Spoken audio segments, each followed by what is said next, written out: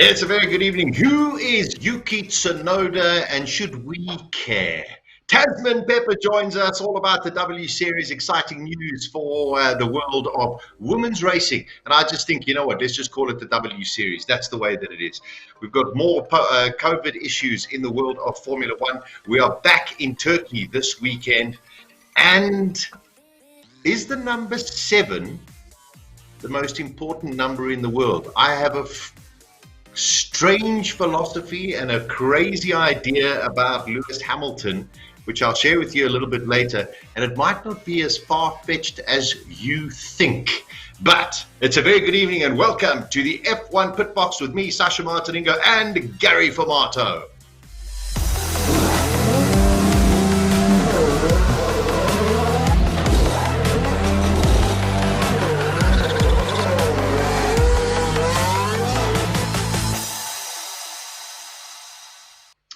Yep, it's a very good evening. Welcome to the F1 Pit Box. We're so excited. We return to Turkey this weekend, the magnificent Istanbul circuit. We'll talk about that a little bit later. But Simon Roberts, the acting dealer principal at Williams, has been tested for COVID. Valentino Rossi has been tested for COVID-19, which has got to do with MotoGP. That's for the second time in the past couple of weeks. Gary, here we are in South Africa. We've opened up the borders. We're allowing people into our country. Yet it seems as though the surge in Europe is getting more and more frightening for a lot of people. And these bubbles are getting blown all out of the place. We'll be lucky if we finish a season. Although Formula One, I suppose, in a way, is a little bit lucky that it's moving to the east. Look, Sasha, first of all, good evening. Nice cap, by the way. Thank you, sir. Yeah, look. Yeah. The COVID thing, unfortunately, yes, it's rearing its ugly head again, and it seems to be making life very difficult. And it's just an unfortunate situation. Listen, I'm no COVID expert or anything like that, but let's just hope that whatever needs to happen in terms of vaccines and whatever gets really going, and we can get on with stuff. Because unfortunately, it's hindering things, and it's concerning because you're looking at calendars for next year, looking at series trying to kick off next year, and you're actually still in a position where you don't know how they're going to happen, if they're going to happen, whatever the story may be. I think for anybody here, at least you can travel right now, and the way it's looking, if you can get out and go and do what you need to do, you probably need to go now, because who knows what's going to happen. I mean, we just don't know. But all I can say is I think all of us are so tired of this thing. And we're just wishing it gone, because it's just there's so many. I have my opinions on it. Probably this is not the forum to share them on at all, but to hell with it. Let's just get on with life. And COVID can I'm looking forward to the day when the concerns are a thing of the past. There's no doubt about that. Yeah, Gary, I couldn't agree with you more. Speaking of COVID and how it disrupted things, there were many series in the world of motorsport that didn't have the ability to actually get themselves going during 2020, and one of those, of course, was the W Series. And back in 2018, when they had the first W Series that was put together, we had 2 or 3 South Africans, if we consider Naomi also still a South African, who were in the lineup to join the series. And one of our ladies made it into, I think out of 96 girls, and they chose 16, she made it in there, and she did so well in that season that she automatically qualified for the 2020 season. Was super excited to go racing during 2020, and it didn't happen. But news that came out today, which I tell you, I got little tingles on my arms when I read it early this morning, is that the W Series is going to be the sort of precursor to 8 of the Formula One races in 2021, which means they are going to be racing at the same tracks with the same guys during those 8 Grand Prix. And amazingly, Formula 2 and Formula 3 have got very different calendars, and they're not going to be there with us. And our superstar driver, who is going to be taking part, I mean, it's just so wonderful that we've got more representation. And in a way, we could say we've got representation now in the Formula 1 paddock. And that is the delightful and super fast and brilliant Tasmin Pepper. Tasmin, Listen, I'm sure you're just as elated as everybody else to have heard the news that you're going to be part of this massive Formula One circus. And all things being equal, at least you'll be going racing in 2021. Yeah, thanks for having me on the show, guys. Yeah, I think 2020 has been a really tough year. It's actually the first year in 25 years that I haven't raced. So it's been a strange one and not one that I'm used to, and definitely not one that I've enjoyed. So I'm really looking forward to getting back out there again in 2021 and being given the chance and the opportunity to get back to W Series and now racing alongside Formula One. I think it doesn't get any better than that. Yeah, I think it's very, very exciting. I mean, Tasmin, for those, I mean, I think most people who watch the show who will know who you are, and they'll know the Pepper family, and they'll know also how well your brother has done also and has had the opportunity to race a bit during 2021. But for those who don't know, I mean, you've raced everything from karts to tin tops to single seaters. How did it start and get to this point where you are now? Yeah, well, I started at a really young age. I started at the age of the year I turned 5 in karting.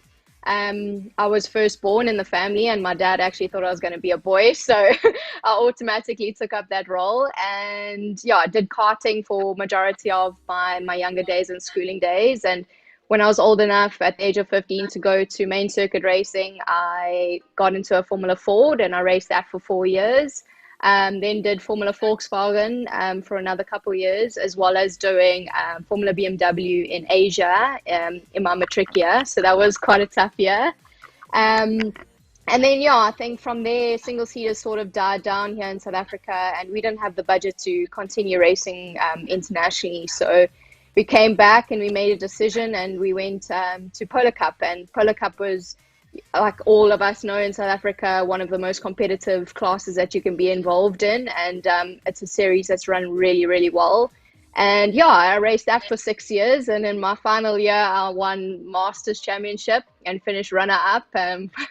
Came down to the last race. So that was quite disappointing that I didn't win the championship. But then I got given this opportunity at W Series, and I got actually tagged in on Facebook. Tried checking it out and seeing how I could get involved, and I actually contacted them through Twitter, and they sent me all the details. And yeah, I think I just applied and we waited. I sent through my CV and we waited patiently, and we were put on the short list of the 98 or over 100 applicants that were involved. And they then narrowed that down, and 60 odd of us went to Austria.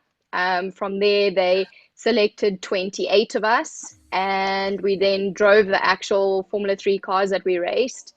And from there, they chose the 18 drivers who competed in the 2019 championship. Yeah, I mean, it's fantastic. Gary, I mean, you know Tasmin's career as well as anybody, yet the two of you never raced against each other, eh, Gary? I'm too old. Tasmin's dead. I raced against Tasmin's dead. Can't you see all the grey hair? So yeah, no, I'm of that era. But I mean, I just wanted to. I mean, Tasmin. I mean, you know, obviously the series kicked off like most, unfortunately, new racing series under a lot of sort of skepticism, and you know, I think even a couple of drivers sort of looked at it a little bit, sort of maybe do they want to be there or don't they want to be there? But it seems like now. It's really attracting definitely the best in the world. You've made the top 10, so you're in there, as we said. But the series also, in terms of just credibility and the level of drivers, it seems to have really picked up, and people are seeing it as a big opportunity to do something in motorsports. Yeah, I mean, my entire life I've only raced against guys, and when I first heard about this all-women's series, I was also a bit skeptical about it initially and said, you know what, I don't know if I just want to be racing against female. I want to race against the best, And I got involved, and to be honest with you, I think these girls that I raced against 2019 season, they are probably the most competitive series I've ever raced in my entire life. So they are really competitive, really strong, they're really fast, and they know what they're doing. And like me, I've only competed against guys. They've only ever competed against guys. So it's kind of, yes, we're only females racing against each other, but it hasn't stopped us competing in any other category up until now, and to move forward in our careers come. Tasmin, how does this work? And I mean, I think this is, the crux, the way that I see it. A lot of, well, not all of the other ladies that you're racing against, most probably all from Europe or the United States or whatever, where their money has actually got some kind of value, ours doesn't. How does this impact you? You qualified to make it into the next series, which is now going to be the 2021 series. Does this mean you're going to be based yourself in Europe over that period of time, or will they fly you in and out?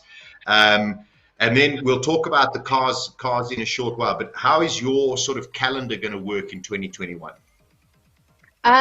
Yeah, so to be given this opportunity is massive because they pay for everything from your plane tickets to your accommodation to the entire running of the cars and everything that gets involved in at the track, crash damage, everything. So it's a massive opportunity, especially coming from South Africa, knowing how weak our rand is. I would never be able to compete internationally again, let alone in a single seater.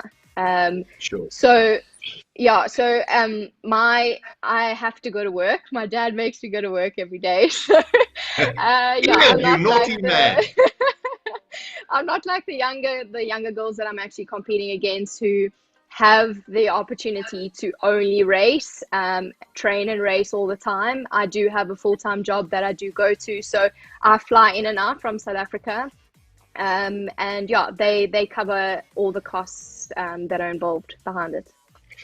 Okay, now when it comes to the car, for example, here you're based in South Africa. Yes, you don't have the same spec car that you'll be racing in 2021. But, in this time where now that you're committed to 2021, that there's a series going along, do you have an opportunity to loan a single seater or whatever it is, just so that you can get some track time? Are you allowed to go and spend some track time, or are there specific rules when it comes to the W Series? So we are allowed to, before the season starts, we're allowed to go testing as much as you want or as much as budget allows. We did get prize money from the previous season, so like wherever you finished in the championship, you each got issued a certain amount of prize money. I mean, the Jamie Chadwick who won $500,000. So I think he could do a lot of testing with that. And so yeah, so I am going to use a bit of that money that I won last season to go to Spain and to test the actual car that I'm going to be racing in. It's the best way to get seat time and to get a chance to drive the car you're going to be racing in. Because here in South Africa, we don't have anything like it. We used to have Formula Volkswagen with wings and slicks, but it still doesn't quite meet up to the cars that we're driving over there. And yeah, it just messes you around a little bit. So yes, it's nice to get seat time in a single seater, but we don't quite have that caliber here in South Africa. So here in South Africa, I got a go-kart that I do a lot of driving in, and that keeps me physically fit in the car. And yeah, we're going to try and do as many test days as possible over in Spain before the pre-season testing kicks off. Tess, you mentioned Chadwick. Okay, so what's the sort of the progression now from in W Series? What's their vision? What's their goal? Is she going to be back in the series this year, or she moved on somewhere else? And then obviously finishing in the top 10 in your first season, we all know how difficult it is to go from here to there when everybody knows the tracks, and the same old story. I mean, how do you feel about this year in terms of your competitiveness? Because obviously you want to win this thing. I mean, there's no doubt about that. I see you won a couple of the virtual races as well, which was great. But what's sort of what's the ambition and what's their aim, and what do we have to get out of the season? Well, yeah, like last year I finished in the top 10, and majority of the season I was well within the top 8, top 7, and every race I went to I got better and better and faster. Just getting used to the car and the tracks. I was learning the tracks on my simulator at home, so that made it a little bit easier when I got there, that I knew kind of which direction I was going before I actually got in the car. But yeah, not being able to test and not being able to drive the car all the time, a lot of the girls were actually testing between the races, so it made it a little bit difficult, and you were always sort of on a back foot. But I got more comfortable, and I think the season definitely progressed, and I sort of know what's coming my way for the season, so I know what to expect, and I know how hard I need to push myself in order to, get that top step of the podium. It's going to be difficult. Jamie's been racing nonstop through COVID, so she's done a lot of laps in the cars, and a few of the other girls have been racing other stuff, but I think they try and make it as even as possible, and throughout the season we won't be allowed to test at the races we're going to be going to, so they can't get on the actual tracks we're going to be racing at, even if they do get a test in another car at another circuit just to get used to that is allowed. So I think it's just this year I know what to expect, and I'm definitely going to push to get those podium positions. We definitely know that. Taz, just tell us a little bit about these cars that you're racing. As you say, they try and make it as even as possible. Do you have the same car for the same season? Do you girls, and I actually hate saying the word girls, do you drivers swap cars around? Are the engines swapped around? Do you have a set of mechanics? Are there setups that you're allowed to adjust? How fair is it, in another word? So the cars are run by one team. So each car has a mechanic and an engineer, and you actually rotate cars throughout the season. So before race weekend happens, we arrive on a Thursday and we draw out of a hat a chassis number, and that's the car we issued with. And not only are we issued with a different car, we issued with a different mechanic and a different engineer at every race. So it makes it quite difficult, but it also helps to learn to deal with different people and to be pushed out of your comfort zone. So you are starting to get a little bit comfortable with one person. They kind of just, throw it in and say, okay, now we're going to start all over again. So that makes it really even. And I think the setup is very limited there. So some engineers are obviously a little bit more advanced than the other engineers and would know to change a little bit more than the others. So they try and keep the setup very limited to, you can barely change. There isn't a lot that you can change. There's wing change, but there's only a few clicks here and there that you can change. There's tire pressures, but there's a level of tire pressure, like between each tire pressure gauge, like you have to run a certain amount. And then there's also roll bars, but roll bars is pretty much set at the beginning of each race weekend, and there's not much that you can really change from there. Okay. Gary. Taz, I spoke to your dad. I mean, just give us a rundown of a normal race weekend. I mean, he said it's no joke. I mean, you guys arrive there the day before the race or free practice starts, and he says to me that it's actually quite a busy weekend. I mean, like say PR work, etc. I mean, he says you don't have much time to sit still. Just take us through what a race weekend actually is for you. Yeah, so I arrive on the Wednesday morning, because the flight out of South Africa is quite late on a Tuesday, and all the girls then arrive on a Wednesday evening. And Thursday we go to the track at 6 o'clock in the morning, so it's bright and early already. We do our weigh-ins, so just our weigh-in checks, as well as drawing for our chassis. From there, we sit down with our new engineers and just discuss like the progress from the previous race to now, and what we need to focus on and what we need to look at, and just to get an understanding of your new engineer and your mechanic. We then get comfortable in the new cars, because obviously everything gets changed and you've got to readjust everything. And then, from there we do a track walk. There's obviously interviews throughout the day. We sometimes get time for lunch and maybe a cup of coffee. And then, we head home from there, and we go back to the track again, 6 o'clock the next morning. And from there, we get straight into the cars. We pretty much always the first session out on a Saturday morning, Friday morning. And from there, we have 2 practices that day. So the morning and then one later in the afternoon. And you can obviously, during that time, discuss with your engineer what you want to change or what you need to work on.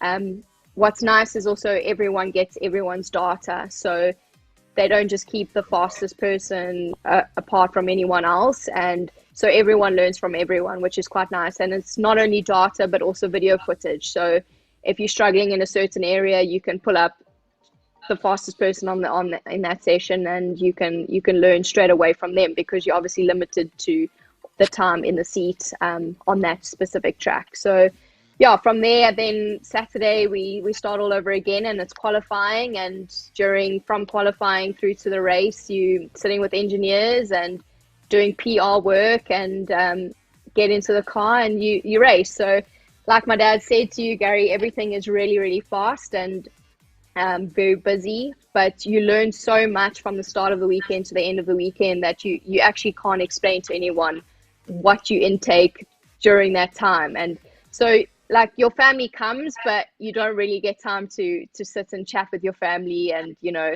have a good time, like kind of like the racing here, where there's a lot more free time to chat and have a cold drink. There it's very fast paced and busy, and yeah, you're constantly learning all the time. And just tell us, I mean, it was David Coulthard involved last year. You know, who's involved at that level in terms of imparting knowledge and sharing knowledge with the drivers? You know, from that point of view, who else is going to be involved this year? So we haven't really been told too much of what's happening just yet, because the involvement with Formula One obviously is very limited with how many people are actually allowed in the paddock. So I think they're focusing a lot on getting the drivers in and getting the crucial people that need to run the teams. We've also been told this year that it's going to be a little bit of a change up. It's not going to be exactly like it was last year. So that's going to be an interesting approach to it. We obviously can't share that information just yet, but yeah, it's going to be very similar to last year. And I think there's going to be a lot more new faces in the paddock, or in and around W Series. And yeah, still a lot of people to take in new information from. Also, on top of that, you know what? You do have the whole of the Formula One paddock that are going to be watching, and they're going to be watching very, very closely, which is going to be super amazing. Tasmin, I've always known you as being a competitive driver, but I must just say, and I haven't seen you for a while, but there's a glint in your eye. There seems to be a different kind of determination at the moment, and I think maybe with this news that has come today, you know, to be part of this massive series.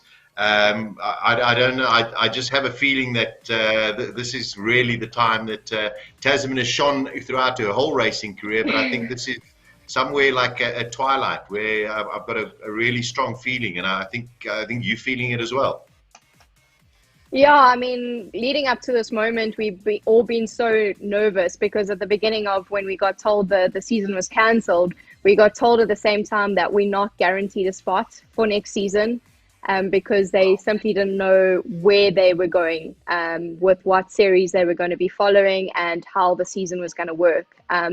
So I think we've been holding our breath this entire time, and it's been a long couple months. But yeah, it's so nice to get the news and to be given such an amazing opportunity. And when you get given such an opportunity like this one, you can't take it lightly. And I have to go full force into it, and I need to give it 100% of my commitment. And yeah, I just gotta keep pushing and trying my best. And you never know what's gonna come from it. And so I have to give it my all. I suppose the last and final thing is we don't have any confirmation from and in South Africa we get the television coverage via Sky, whereas I know the W Series was very much online and was Channel 4 associated with David Coulthard. I'm hoping that the W Series is going to be part of the Sky Formula One package, or hopefully somebody from Supersport is watching this to sit and say, we've got another fantastic South African racing driver, buy the damn series and make sure that we can all watch Tasmin Pepper. Yeah, I think they're looking into a lot of things to try and get it out there a little bit further than they did last year. We don't know exactly what it is, but hopefully we're going to have it on our program so everyone can watch. But there'll always be a live streaming of some sort. So once we know what's happening, we'll definitely share that out on all our platforms, and hopefully get the support of South Africa like I did last year. and yeah, just go for another good season and hopefully better my 10th place.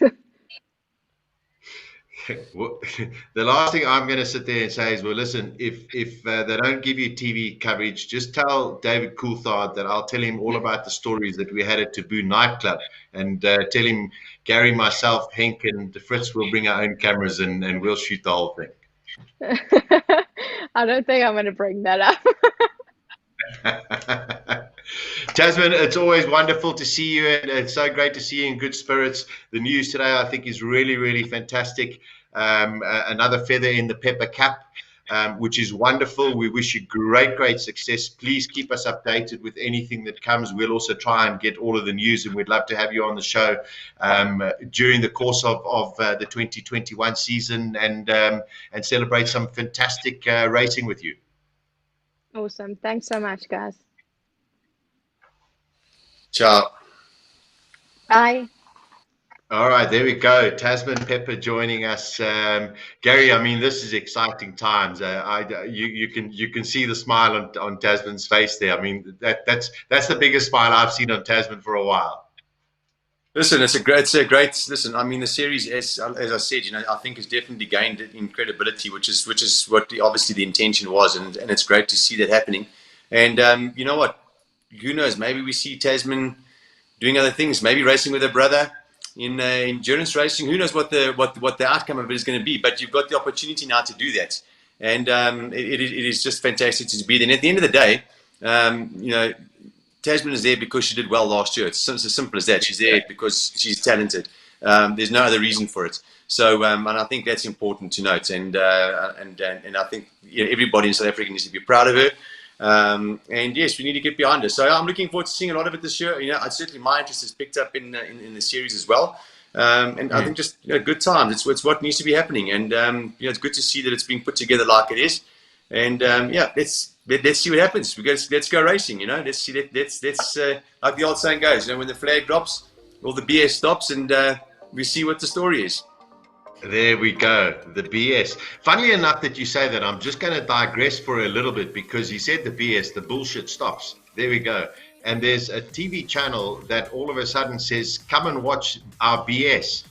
And they're actually saying it's the best series. And I'm going, which idiot thought of this campaign? That's a true story. Anyway, all right, let's turn our attention to the world of Formula One. Wonderful to have Tasmin with us. Gary, Lewis Hamilton on the brink of making some more history this weekend. It could be, and more than likely will happen this weekend, a 7 times world champion. These are the permutations. I mean, really, do we need the permutations? Basically, he's that close to becoming a 7-time world champion, and will be as joint with Michael Schumacher, but at this stage already the most successful racing driver in the history of Formula One. Do you think it's going to happen? I think it's going to happen. I mean, unless something peculiar happens over the weekend, I think it is going to certainly happen. And actually, not a bad track for it to happen at. If you think of the kind of races we saw between Schumacher and Massa there in the Ferrari days and what have you. So. Yeah, listen, it's when it happens now or later, whatever, it's going to happen. I mean, that's really the bottom line. And gee whiz, I mean, we spoke about the race wins and being, meeting that record. A 7-time world champion, irrespective of whatever car you've had, irrespective of whatever the situation is, you've made it happen for yourself as a driver. And that's, listen, it's as we said, record-breaking stuff. And I still think unbelievable. No, it is. The consistency, the motivation to do it week in and week out is something unprecedented. I will, a little bit later, give my prophetic, philosophical viewpoint on perhaps, you might laugh at it, but I don't think it's as far-fetched as you think. But why maybe Lewis Hamilton hasn't signed his contract as of yet. Gary, also other big news that came out over the last couple of days, the 2021 calendar came out. 23 races, although one has been scrapped, and that is the Vietnam Grand Prix.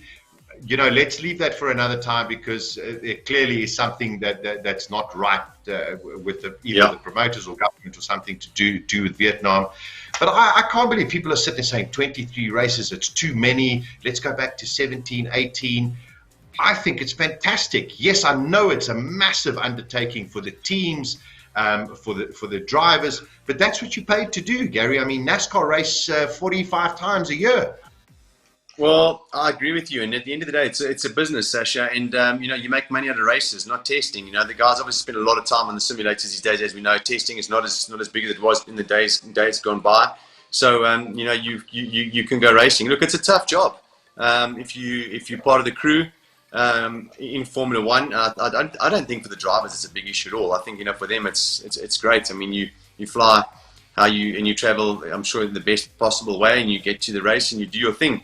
I think for the crews, it's really a big job and a big commitment, and I think that's the one thing that you hear a lot of the drivers say, thanks to everybody and thanks to people at the factory and people, but really it is a massive, massive team effort. And those guys, the guys that are not getting paid the kind of money the drivers are getting paid, that's for sure, that are making this all happen. And for those guys, that's the hard work, and you sort of just, wonder what the lifespan of people doing that particular job is. You look at a guy like Joe Ramirez, for example. I'm just using a name. They're around Formula One for years and years and years. I don't know if the modern crew in Formula One can stick around for that kind of many years more, because it is a lot of hard work for them. Yeah, very much so. I think a great point as well. Mark Priestley, a good friend of mine, who was a McLaren mechanic, also lasted 15 years. And Alistair Gibson, who was in it for about 20 years, also sat there and said, "Listen, I've had enough." So it is one of those careers where it's full-time commitment. You don't have a lot of family time. You have to be part of it. And 23 races, yes, it's a lot, but that's the kind of commitment that you're going to do. So listen, Gary, before I was putting the show together and sitting and thinking about some of the ideas, I sat there and one of them was Romain Grosjean. And I was sitting and saying, why does this guy get given such a hard time? And as I'm putting this thing together, what happens? He misses his frickin' flight to Turkey. Can you believe it? I mean, can this guy get more ridiculed all over Twitter as well? Then on top of it, the only person who actually messaged him when he announced that he was leaving Haas was George Russell. And I'm going to come out in a form of defense for Romain Grosjean. Unfortunately, most people just think of him, Gary, as that massive accident that happened at Spa that took out Hamilton, that took out Alonso, and they don't really understand the pedigree of Romain Grosjean. I suppose one other incident where he hit the wall and he thought Ericsson hit him from behind. But Romain Grosjean is one of those drivers that, when he raced with Kimi Raikkonen at Lotus and when he raced with Fernando Alonso at Renault, he was right with them all the way. So I think it's just, I don't know if it's just people being a little bit sarcastic or silly, but I don't think Grosjean deserves the kind of discredit that a lot of people give him in the world of social media. Oh, geez, social media. I mean, listen, let's be honest. I mean, the last couple of weeks, to be honest with you, I haven't even wanted to be part of social media anymore. It's just become a ridiculous scenario, and we've all had our little our bouts with it in some way or another, and it just obviously you just got to grow thick skin. But yes, look, I think Grosjean for sure. I mean, he said, listen, he's had a good career. He's been in Formula One a long time. Unfortunately, the Haas thing didn't work out. It really started off well for them.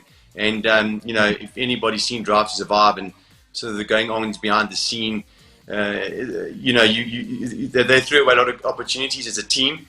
And I think the cars just got difficult to compete with, especially this year with the Ferrari engine. It's, I think, made life very difficult for them.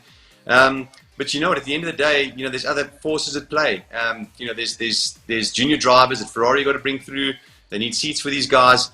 He's had his crack, and like you quite rightly said, missed out on a victory or two. I think when he was with Lotus, and the car was really good in that couple of seasons with Kimi. So no doubt, one of the good drivers. Remember, this is a guy that was in contention for a Ferrari seat, way back when. That's where he was. But this is the nature of motor racing, and it is what it is. And I do also believe that Grosjean, will be okay in the racing world. And we may not see him in Formula One, but I would certainly expect to see him in the new hypercar formula endurance series going forward, etc., etc. So it's not like it's all over for Grosjean. He has had good opportunities. It just didn't fall his way. We've said things similar about Hulkenberg as well. It's just at this level, everybody's good. It's Formula One. You theoretically should have the best of the best in the series, and unfortunately, small margins are going to make a big difference. And incidents, whether they're one-offs or whatever they are, it is going to leave impressions. You are at the pinnacle of the sport, and the spotlight is unfortunately going to be on you, whether you're doing it well or not. Yeah, 100%, Gary, and I'm glad you brought that up of basically sitting and saying how tough the world of racing is, and guys like Grosjean, could have had a Ferrari seat, could have had this, could have had a lot of other things that were happening. I mean, news that came out yesterday was Giuliano Alessi has lost his seat at the Ferrari Academy. Basically, can't go racing. Nobody's going to offer him anything as well. That is the cruelty and the hardness of the world of Formula One, and also the sacrifice, where his father actually went out and sold most of their properties and sold his Ferrari F40. That is just how racing goes, and sometimes you make it, and sometimes you don't, and that's how tough it is. So let's move on to, speaking of young drivers, Yuki Tsunoda. Those who follow the world of Formula 2 and Formula 3, and we're very fortunate that on our televisions here in South Africa, we do have a chance to watch these series as well. Those who watch Formula 2 will know of his name and would have seen that this guy is a very, very competent racing driver, extremely fast, and seems very, very likable. And Gary, with the news that came out a couple of weeks ago with Honda withdrawing from the end of 2021 out of Formula One, I sat there and went, "Oi!" All of a sudden, a guy like Yuki Tsunoda, his job now is in jeopardy of getting him into Formula One because he had the Honda backing. But that doesn't seem to be the case. Well, listen, I think we mentioned it then. If there's any time that he needs to get into Formula One, it is now. While there's still something going on from Honda. These guys also spend a lot of money investing in their drivers, and Honda have actually been quite good at that over the years, in bringing drivers through and getting them into Formula One and looking after them in other areas in Japan and what have you.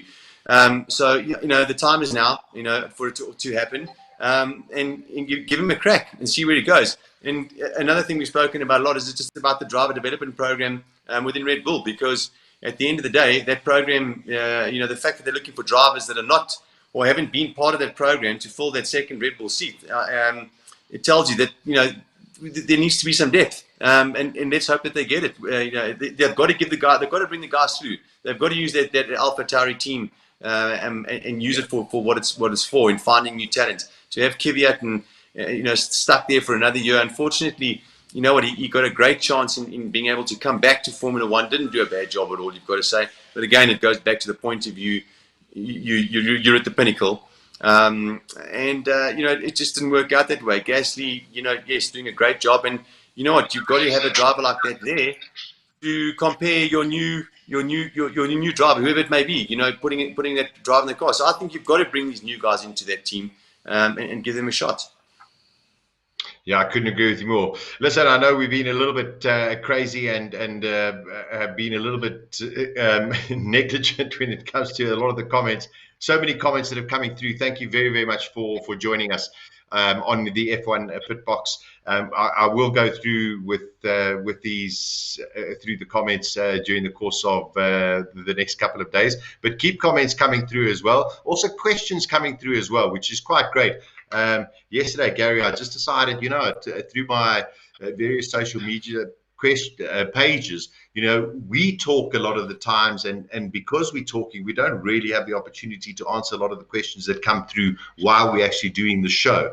But basically, when you sit and say, listen, ask the question, and then maybe we can have the opportunity to answer answer it for you on the show as well. So keep those questions, keep the comments coming through as well, and of course share everything. We'd appreciate that as well. Gary, we go back to Turkey, and I must say I was very, very fortunate enough. It was still in the days when Bridgestone where the Thai suppliers of Formula One and Bridgestone invited me over, and I went to this magnificent circuit just outside of Istanbul. And all I can say is Istanbul as a city is just something quite magnificent. And it's just amazing that all of a sudden it fell off the calendar, and somehow we managed to get it back onto this calendar. And it's one of those where you want to see it again. It is an incredibly special circuit. And funnily enough, Gary, it was one of the last ones that Tilke designed, and he seemed to have got this one right. Yeah, it took him a while, but this is definitely the best of the Tilke circuits. There's no two ways about it. It was a great, nice, fast-flowing circuit. That turn 8 was just something special indeed. It's going to be great to see how these cars go through there. We all know the amount of downforce and grip that they've got there. I think the big thing for me for this weekend is going to be just what condition the track surface is in. I don't think it's being used much as a track over the last couple of years. We know it's obviously, sitting out there baking in the sun. So it'll be interesting to just see from a tire point of view what's actually going to happen. I think that's going to be the big unknown this weekend, because they don't have any sort of current data on what's actually happening at the circuit from a tire point of view. So I think that's the one thing that could really be surprising to all of us this weekend. Things may not just be as simple as we have come to see them be over the last couple of Grand Prix. Yeah, I must say, I cannot wait for tomorrow. I think first practice is 10 o'clock. The timings are a little bit peculiar. I think the race, and I stand under correction, I chatted to my mate Junaid earlier, I think the race on Sunday is at 1:10 South African time. Okay. But as soon as I've got a full schedule, I'll definitely let everybody know. But Gary, I agree with you. I mean, the track hasn't been used. Although even it still has to have an incredible standard to be an Formula One graded circuit. So they must have gone there and checked everything out. But as you say, it hasn't been used. I think it's going to be very, very dirty, very, very slippery initially. And with the power of these cars, the downforce of these cars as well, I wouldn't be surprised to see tomorrow in free practice 1 and even free practice 2, a couple of guys slipping off the track.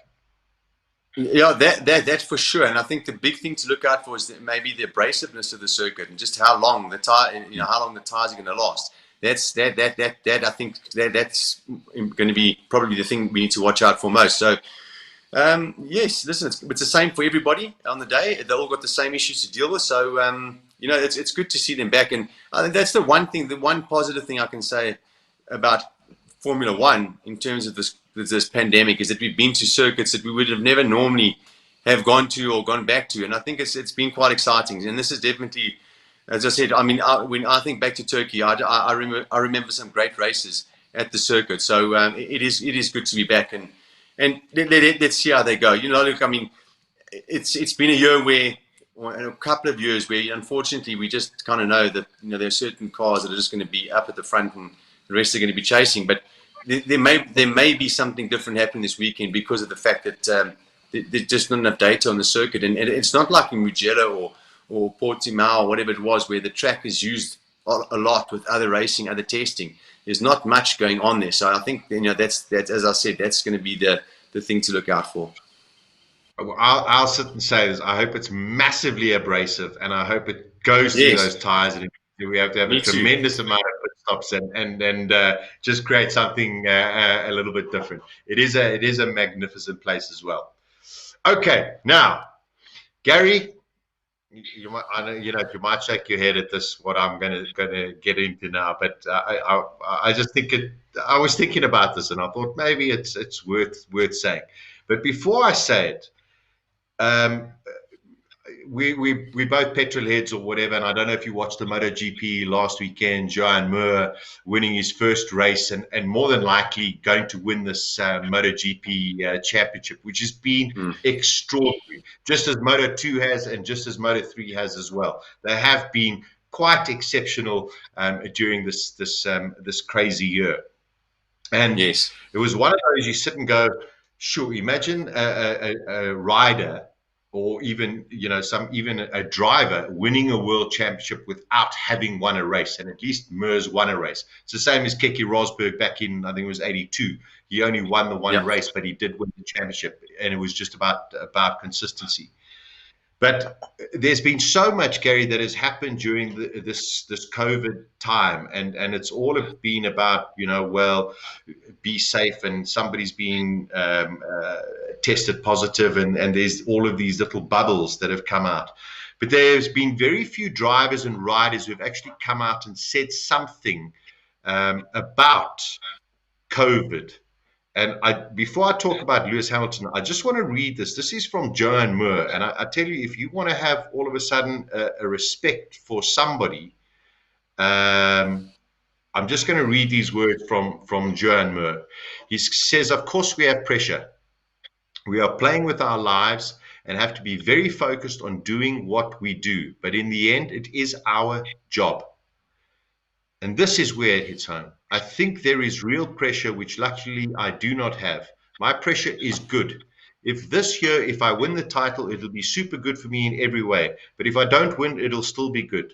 But the people who cannot pay their rent due to COVID-19 and people who cannot bring food to the table, this is the real pressure. This is not good. For sure, when I get questions about pressure and about all of this, the title fight, I think that most of the people think about all of those people. I say, no, I do not have pressure. This is my job. I will be good either way. So I'm privileged, And I tell you, I think that is maybe the best thing that I've heard this year from anybody in the world of sport. I think that's really commendable. And I just sit and say, please go on and win this title. I think he deserves it. Yeah, look, I was, look, it's been a great thing. And, for me also, the Suzuki team, I mean, led to believe it's got probably the smallest budget out, one of the smallest budgets out there. David Abrevio has done a great job. But just getting back to what he said in that statement. And, Sasha, that's why I said, I sort of reserve my commentary on the whole thing. But I think the reality is everybody's going through a lot of pain. And these guys have given us an opportunity also just to just live a little bit, and enjoy what motor racing is for us petrol heads and people that enjoy motor racing. It's just been fantastic. So, hats off to them as well. They've given us something to be excited about, and it's really been great to watch them on a Sunday afternoon. And I think they've done it for a lot of other people in the world. And I think, I don't think you can discount, just what it means to just have that, 45 minutes of just enjoying what's actually going on the TV, and the fact that they put on such a great show has just also just been outstanding. So, like I said, let's just hope this thing goes away sooner than later. I think everybody in the world is just hoping it's going to go away. And but great that the racing's out there. But the genuine concern, as I said earlier on in the show, is that the calendar's there. But in reality, we've also got to be, I think, maybe sort of prepared for some changes, as well as this all goes along. It's just such a crazy time. So let's see how it all pans out. Yeah, 100%. Now I'm just going to have a little sip of my wine before I get into my prophecy and philosophical viewpoint on Lewis Hamilton and why he hasn't made a decision on his contract as yet. Okay, so bear with me. Okay. Lewis Hamilton this weekend more than likely will join the likes of Michael Schumacher as being a 7 times world champion, but at this stage has not committed to a contract with Mercedes-Benz. We all think, Gary, that Lewis Hamilton is just sitting and waiting for things to settle down and we'll sign the contract. I'll be honest, I think he is going to do that. I do believe that he is going to sign a new contract. But, and I'm not a religious person. I may be a faithful and spiritual person. I'm not a religious person. But I do know that Lewis Hamilton is a rather religious kind of person. And I was sitting and doing a little bit of research and looking at the number 7. Okay, so bear with me here. And it could be complete hogwash, but I don't think it's actually that stupid. Okay, so just stick with me. There are 7 harmonies in music. Okay, the basic of all music is 7. The 7 basic primary colors of the world, 7 colors in the rainbow. Their 7th heaven. They are the 7 thrones, the 7 seals, the 7 churches, the 7 days march around the walls of Jericho, the 7 generations from David of the birth of Christ. If you look at any form of religious text in the world, whether it's Christianity, Judaism, Muslim, Islam, Hinduism, Buddhism, you name it, the number 7 is something very, very special. 7 days to create the world. And it even goes on to saying there are 7 deadly sins, and I'll take it a little bit lighter and sit there and say I think there was a movie called The Magnificent Seven as well. And somewhere in my mind I'm going, I don't know, maybe Lewis is going 7 is his number. And when he achieves the 7, he has said in the last couple of weeks, he knows that after his Formula One career, he's got so much that he wants to go on. And maybe, just maybe, 7 is the number that he actually wants. Is it mad? Let's see. If it was me and I had a car and a team like that, I'd go for number 8. I'd make 8 my number. I don't know what you just did. Yeah, but I think, look, at this point in time, he's on such a high. He's performing so well. It's working so well for him.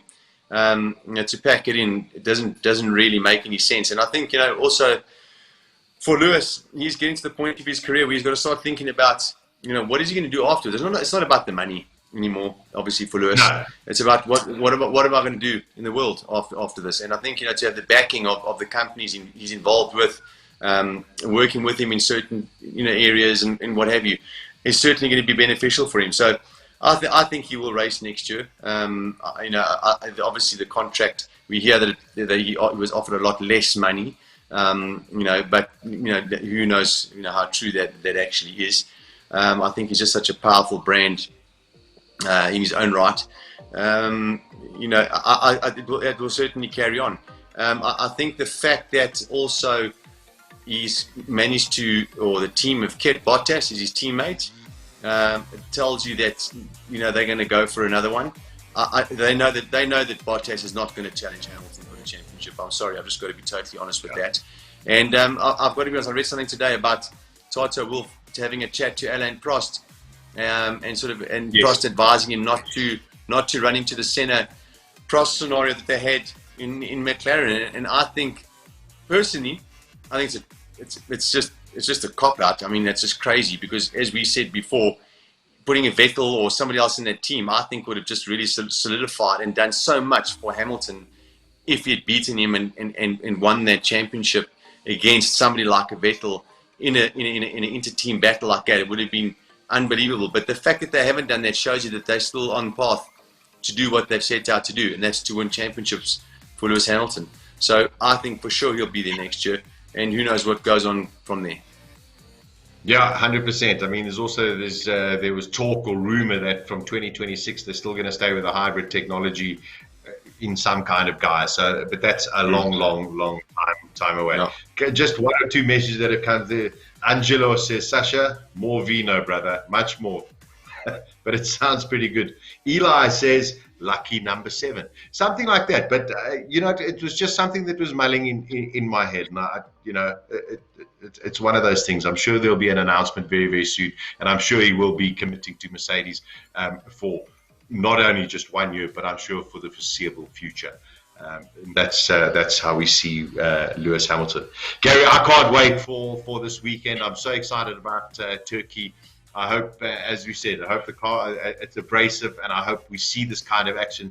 That turn 8 is something magnificent. Back in the days, Felipe Massa just nailed that thing and got it right. And I'm sure we're going to see all of the drivers doing it as well. And for those who maybe are newer to Formula One, who've actually never seen the drivers go around Turkey, they're in for an incredible treat, because it is something very, very special.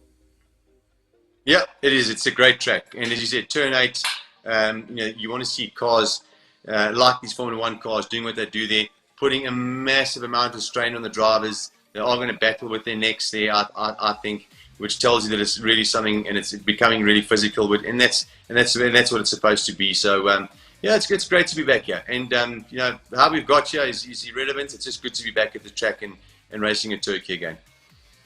Fantastic. There's so many comments that are coming, but I've got to read this one to you. Blake says, Mur loved the show, so in depth, but the boom in the background behind Sasha's head is really cool. And you're right, it's a proper boom there, Blake, as well. But there used to be a keg of beer there, but anyway. I know. Thanks very much, Heineken. There we go. Yeah. For taking it away. Yeah. Yeah. There we go. Gary, always a pleasure to chat to you. I'm sure we'll be chatting a lot over the course of the weekend. It's massive thanks to Tasmin Pepper for giving us her time this evening, and I hope you enjoyed the chat with her. Please, if you don't follow her, she's on Twitter and Instagram and everything. Get involved and follow Tasmin. She's just such a super talent and a wonderful lady as well. Also, don't forget, join our WhatsApp group from raceday.tv. Also, F1 Sashik, you can get involved with us, and we'll try to keep the information flowing through to you. What have you got planned for the rest of this evening, Gary? I'm going to take it easy. I'm being fortunate enough to say that I'm going away tomorrow for a couple of days, so I'm happy about that, and I'm just going to get ready and go and enjoy my weekend. So I'm a lucky guy right now. So I'm going to have a good evening. Wonderful. You enjoy it.